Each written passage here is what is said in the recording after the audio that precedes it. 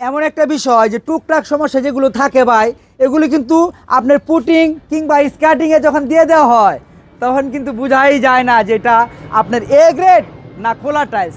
এ গ্রেডের যেরকম same materials রয়েছে, সি গ্রেডেও কিন্তু ঠিক সেম ম্যাটেরিয়ালসের রয়েছে। কিছু টুকটাক সমস্যা কোনা ভাঙা রয়েছে, সেগুলো আপনারা যেগুলো সমস্যা থাকে ওয়ালের সাইড দিয়ে দেওয়ার পর স্কার্টিং দিবেন। স্কার্টিং দিলেই তো আপনার ভাঙাটা থাকে না, ফ্রেশ টাইলসগুলো মাঝে দিবেন। নিচে গ্যাস হয়ে টাইলস ব্রাস্ট হয়ে যায়। অনেক সময় আপনারা হয়তো শুনে থাকতে পারেন যে টাইলস ব্রাস্ট হয়। টাইলস ব্রাস্ট হওয়ার কারণ কিন্তু একটা কারণ, অনেক হয়তো বুঝে না, না বুঝার কারণে টাইলস এই যে এইভাবে লাগিয়ে দেয়। লাগিয়ে দেওয়ার পরে নিচে যে একটা হাওয়া থাকে, সেই হাওয়াটা আর কিন্তু বের হইতে পারে না। সেই হাওয়াটা যখন উপরে উঠে পড়ে তখনই কিন্তু টাইলসগুলি মানে উপরে একদম উঠে যায়, যেটাকে ব্রাস্ট মানে বলে যে টাইলস মানে ব্রাস্ট হয়ে গেছে। টাইলস ব্রাস্ট হওয়া বলতে এটাই বোঝায় মানে টাইলসগুলো অটোমেটিকলি উপরে উঠে যায়।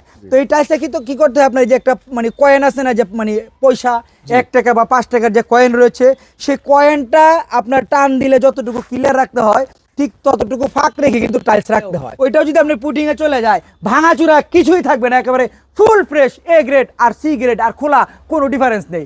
এই হচ্ছে যায় ভাই এটা সলিউশন সমাধান। এই যে ভাই 16 টাইলসটা দেখতেছেন, এই টাইলসটাই কিন্তু আপনার এ গ্রেড কিনতে গেলে আপনার প্রায় 75 টাকার নিচে আপনি কিনতে পারবেন না। 75 টাকা স্কোয়ার ফিট আপনি কিনলেন, আর সেই জায়গায় আমি আপনাকে 24 টাইলস কাটিং দিচ্ছি আপনার মাত্র 60 টাকা পার স্কোয়ার ফিট। আপনার 16 চেয়ে 100 গুণ গ্লেজ বেশি হলো আপনার 24 মালে।